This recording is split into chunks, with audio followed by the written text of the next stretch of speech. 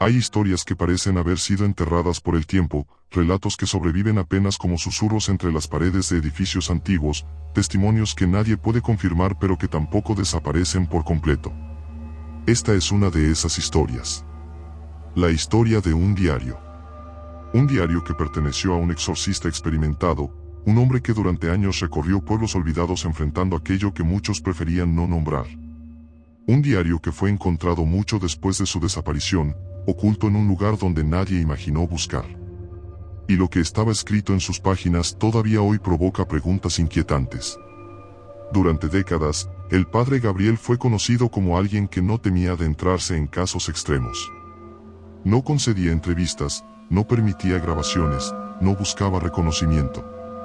Decía que el mal no necesitaba publicidad y que algunas experiencias solo debían quedar registradas en la memoria de quien las enfrentaba. Viajaba solo, con una pequeña maleta, una Biblia desgastada y un cuaderno donde escribía todo lo que presenciaba. Ese cuaderno se convertiría en el centro de un misterio que aún no tiene respuesta. Un día, recibió una carta urgente proveniente de un convento antiguo ubicado lejos de las grandes ciudades. Las religiosas hablaban de sucesos inexplicables, ruidos durante la madrugada, objetos que cambiaban de lugar y una joven novicia cuyo comportamiento había cambiado de forma abrupta. Gabriel aceptó viajar hasta allí sin imaginar que ese caso marcaría su destino.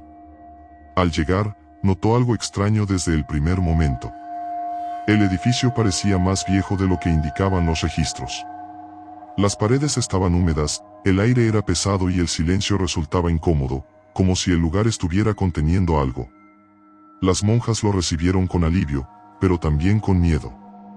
Nadie quería hablar demasiado. Nadie quería quedarse solo. Las primeras noches transcurrieron con oraciones y rituales habituales. Gabriel escribía cada detalle en su diario. Al principio, sus notas eran tranquilas, casi rutinarias. Describía reacciones comunes, cambios en la voz de la joven, movimientos involuntarios. Pero con el paso de los días, su escritura comenzó a cambiar. Se volvió más desordenada, más urgente.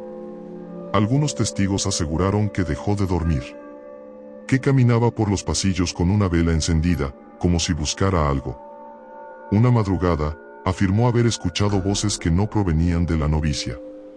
Voces que parecían surgir de las paredes, del suelo, del propio edificio. En una de sus anotaciones escribió que aquello no estaba dentro de la persona poseída, sino dentro del lugar. Esa frase marcaría el inicio de un temor creciente. Las religiosas empezaron a notar que Gabriel hablaba solo, que respondía a preguntas que nadie había hecho. Continuaba escribiendo sin parar. En varias ocasiones intentó abandonar el convento, pero luego regresaba como si algo lo obligara a permanecer. Una noche particularmente oscura, el ritual se prolongó más de lo esperado. Los gritos se escucharon en todo el edificio. Al amanecer, el padre Gabriel había desaparecido. No había señales de lucha, ni equipaje faltante, ni rastro alguno de su salida. La iglesia informó días después que había sido trasladado a otra misión. Pero nadie volvió a verlo. El tiempo pasó. El convento continuó funcionando durante algunos años, aunque las historias nunca desaparecieron. Hasta que una reforma inesperada lo cambió todo. Un obrero que trabajaba en la restauración rompió accidentalmente una pared antigua. Detrás de los ladrillos encontró un cuaderno cubierto de polvo y envuelto en tela oscura. Era el diario del exorcista. Las primeras páginas relataban casos conocidos. Pero a medida que avanzaban, el tono se volvía inquietante. Hablaba de sombras que se movían sin fuente de luz, de pasos que seguían a quien caminaba solo, de la sensación constante de estar siendo observado. Algunas hojas estaban arrancadas. Otras tenían símbolos dibujados con tinta negra. Había frases repetidas como advertencias. Una de ellas decía que el ritual no debía terminarse. Otra pedía que nadie permaneciera en el convento después de la medianoche. Quienes leyeron el diario afirmaron que ciertas partes parecían haber sido borradas intencionalmente, como si alguien hubiera intentado ocultar información. Las teorías no tardaron en surgir. Algunos pensaron que el convento había sido construido sobre un lugar con historia oscura. Otros creyeron que Gabriel había descubierto un fenómeno desconocido, algo que no podía ser enfrentado con los métodos tradicionales. También hubo quienes afirmaron que el exorcismo nunca terminó realmente y que aquello que había sido invocado permanecía allí. Lo más perturbador fue la última página. La tinta estaba corrida, casi ilegible, pero una frase pudo ser reconstruida. Decía que si lograba salir de ese lugar no sería el mismo. Después de esa línea no había más palabras. No había firma. No había fecha. Solo una mancha oscura que muchos interpretaron como una señal de desesperación. Tras el hallazgo del diario, el convento cerró sus puertas durante meses. No hubo explicación oficial. Cuando finalmente reabrió, el cuaderno ya no estaba. Nadie supo quién lo retiró ni a dónde fue llevado.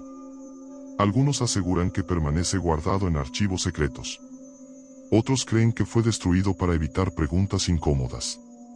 Sin embargo, los habitantes cercanos al lugar continúan relatando sucesos extraños. Luces que se encienden solas. Pasos en pasillos vacíos. Puertas que se abren lentamente durante la noche. La historia del diario perdido del exorcista sigue alimentando la curiosidad de quienes buscan respuestas en lo desconocido. Tal vez nunca sepamos qué enfrentó realmente el padre Gabriel. Tal vez la verdad permanece escrita en páginas que nadie puede leer. O tal vez, en algún lugar, ese diario sigue esperando ser encontrado de nuevo por alguien dispuesto a descubrir un secreto que muchos preferirían dejar en la oscuridad.